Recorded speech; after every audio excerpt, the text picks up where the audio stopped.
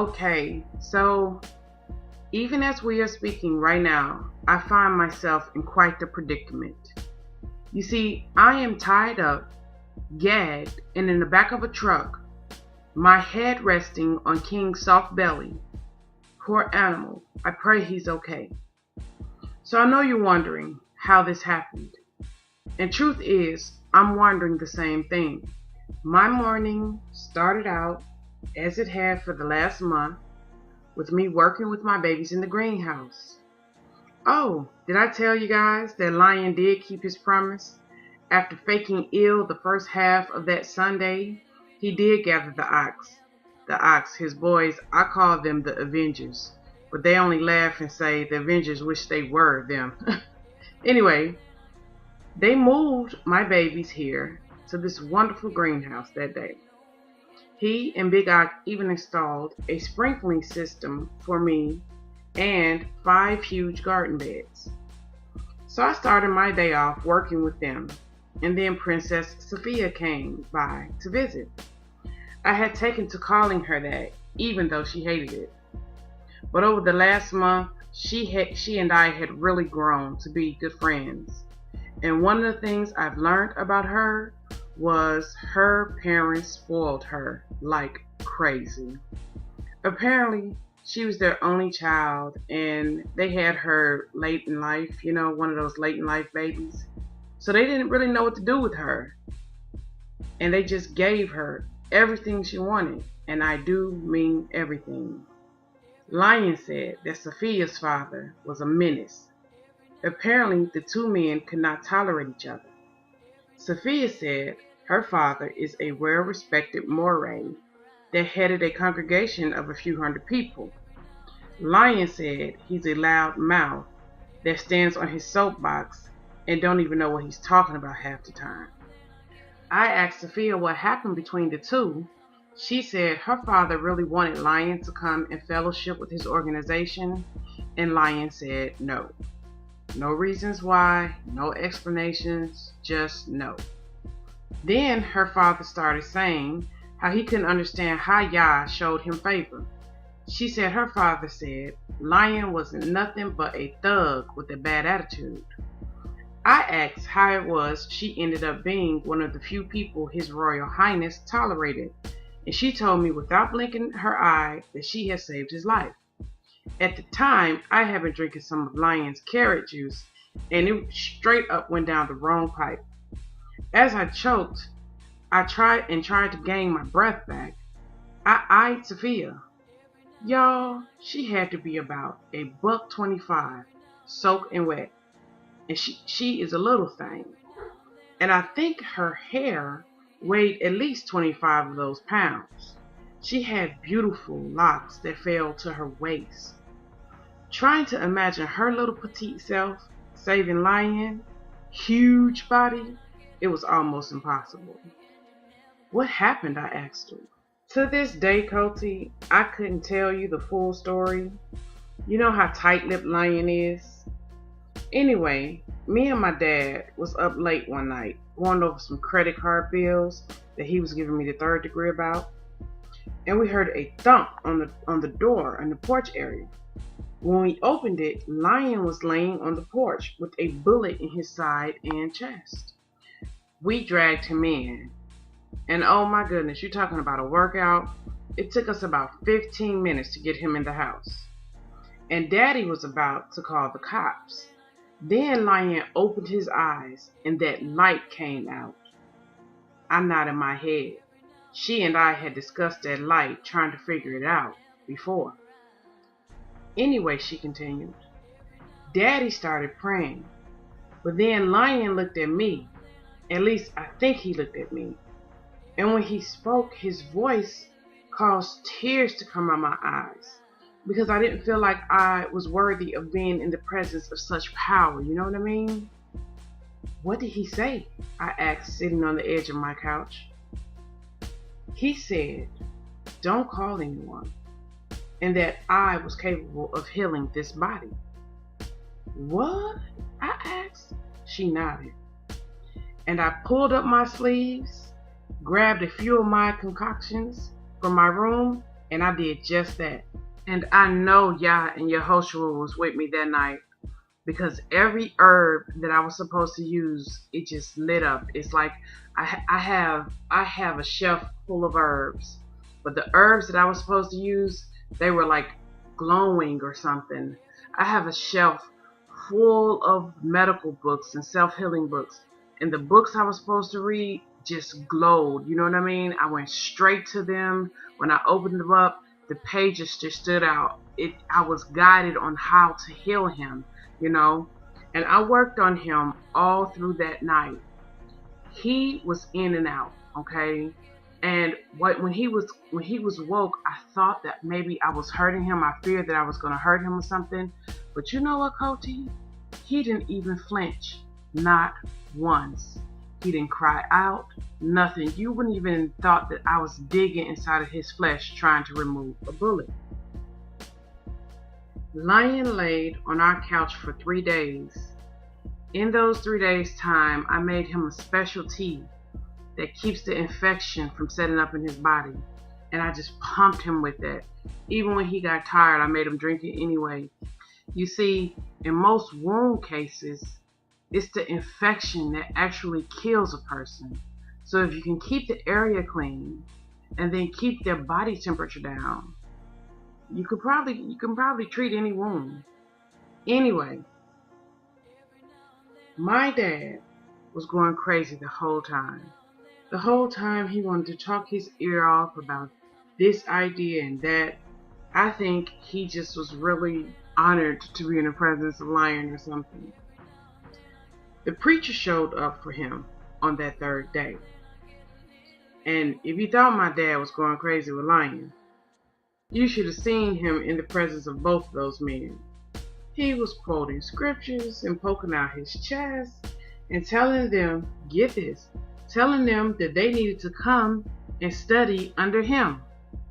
The whole time, the men said very little, but I could tell that they wasn't that impressed with my daddy. I have always studied herbs and plants, but ever since that day, it seemed like Yah had changed me. Now, remedies come easy to me. I spend so much time in my kitchen making liniments, rubs, scrubs, soaps, ointments, you name it. And these guys, forget it. These guys keep me busy. They're always getting bullet wounds, knife wounds, you name it. Plus, the family we fellowship with, shoo, they keep me busy too. Oh my goodness, I told her. You must make a lot of money. Oh, I don't charge. Yah gave me this gift of healing for free, and I give it to others for free. But how do you pay for your supplies? She smiled real big at me. Daddy. Of course, I said. Anyway, so back to my abduction day. Sophia came by to bring me a small comfrey root bowl. Can you make this multiply? She asked me. Can James Brown dance? I asked her back. We smiled and shared a laugh while she watched me work around the greenhouse. I was playing a little jazz saxophone for the plants over the radio that Elder had brought me. You're really good with these plants, Nuria, she said as she strolled around looking through my herb selection. I have gotten so used to her pinching off my plants, I don't even bat an eye anymore.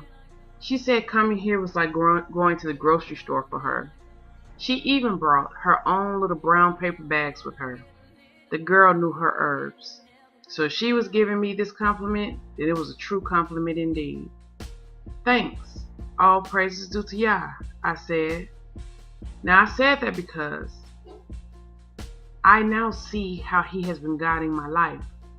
And although I don't have a supernatural story behind my talent like Sophia or Lion, I still know and understand that without him, it never would have happened. We worked in a greenhouse till about noon, and then we went downstairs to the gym because Adam, his beautiful wife Monia, and their children had showed up. The gym had been quite full for some days, but some days it was quite empty, just Lion and whatever person he was training. Apparently, some people paid him a lot of money to have private sessions with him to make them MMA ready. And some he trained for free. For example, there was a group of ghetto youths, maybe 50 or so, that came from all over Chicago. None of them looked like they had much money, but they all had been handpicked by Lion, and he trained them hard. I sat in on one of their training sessions, and I'm telling you, I have never seen nothing like it. He broke them up in groups of 10. Then he made them stand in the center of the ring. Then with a loud, booming voice, he said, "Stand in formation."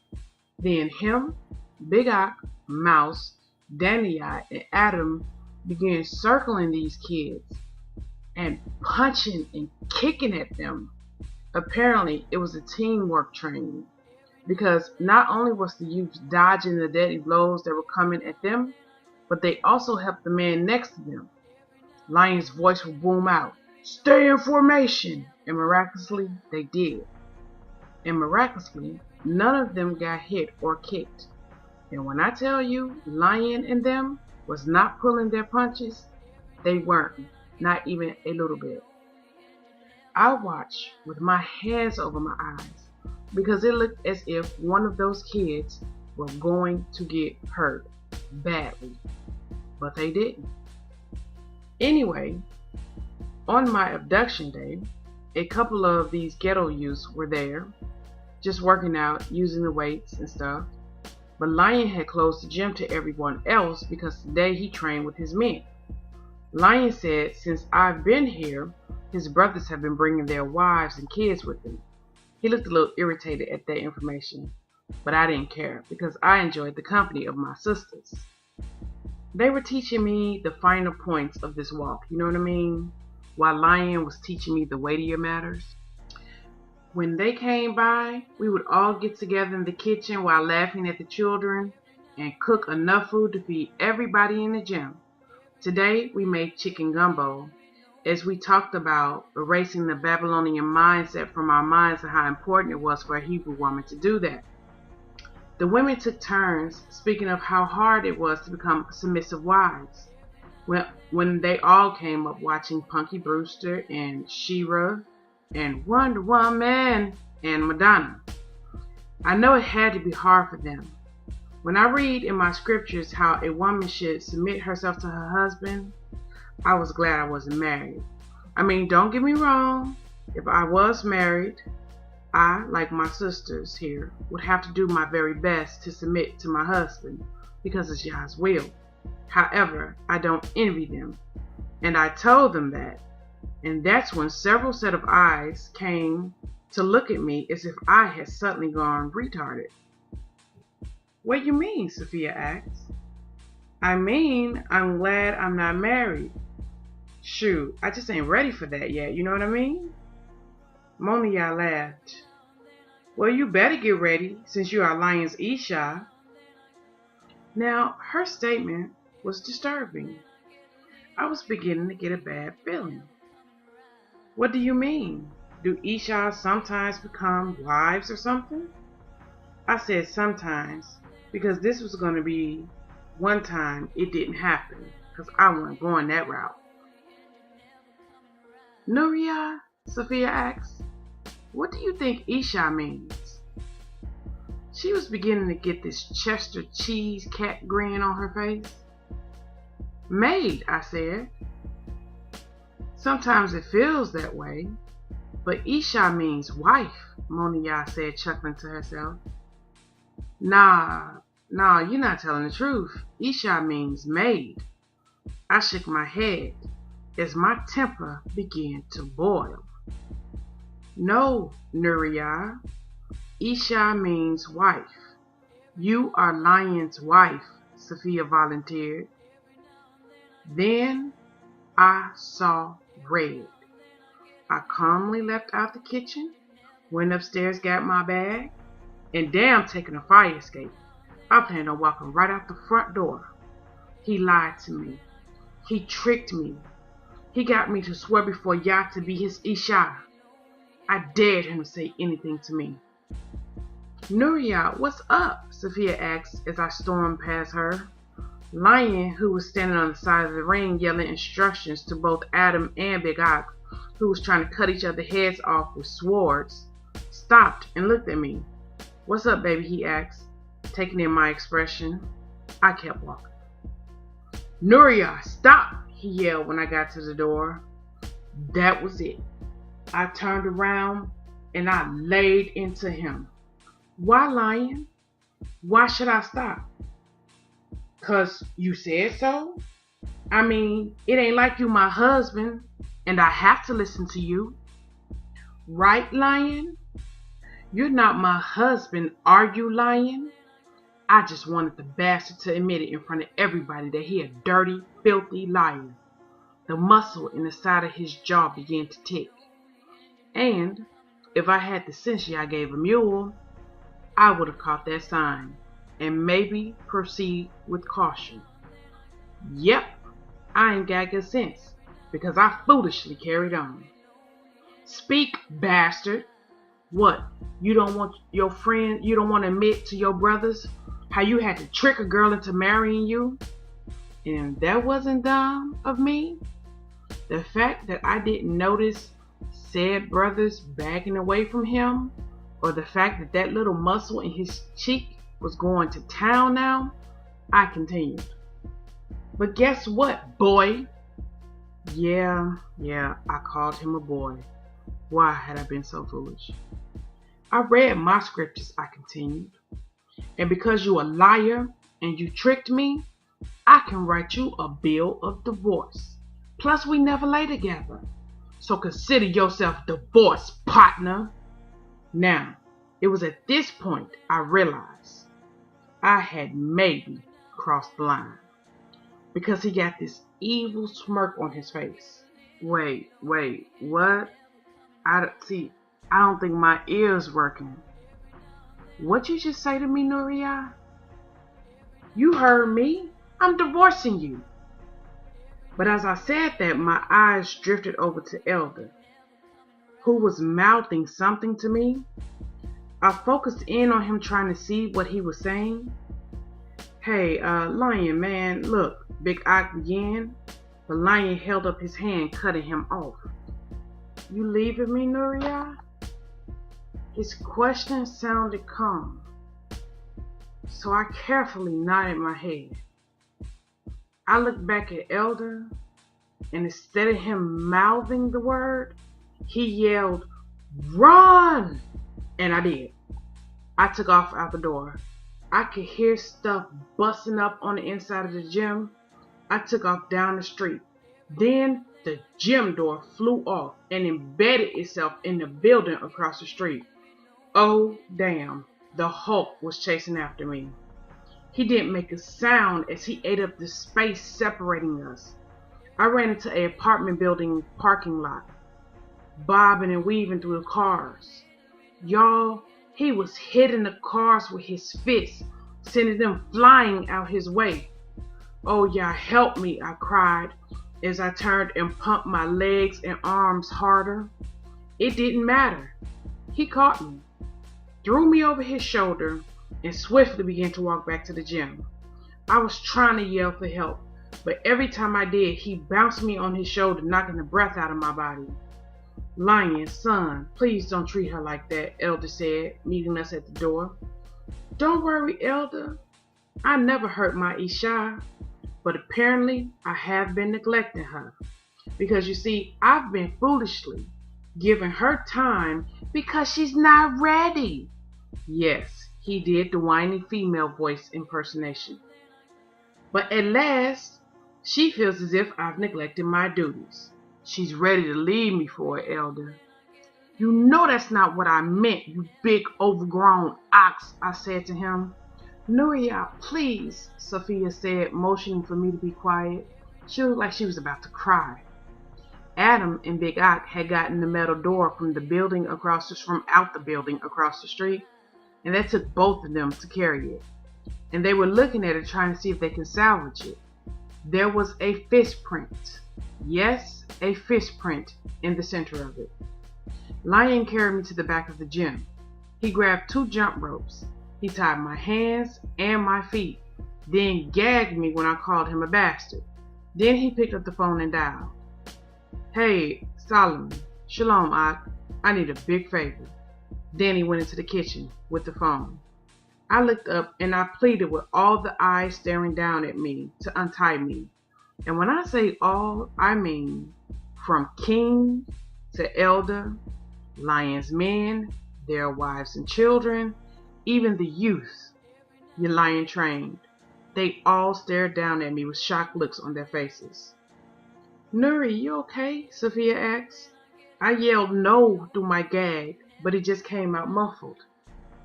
Sis, you a soldier for real.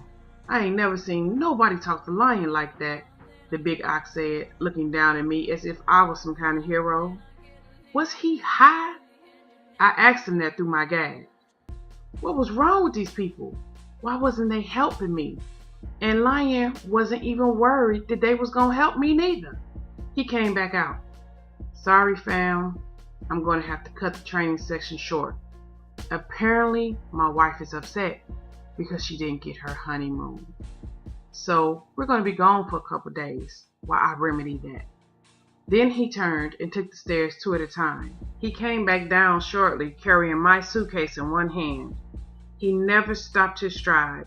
He just bent down, scooped me up, threw me over his hard shoulder like I was a bag of potatoes, and walked out the door. King, come, he called back. And that is how I ended up hogtied in the back of his truck with King as my pillow. Apparently, I'm on my way to my honeymoon.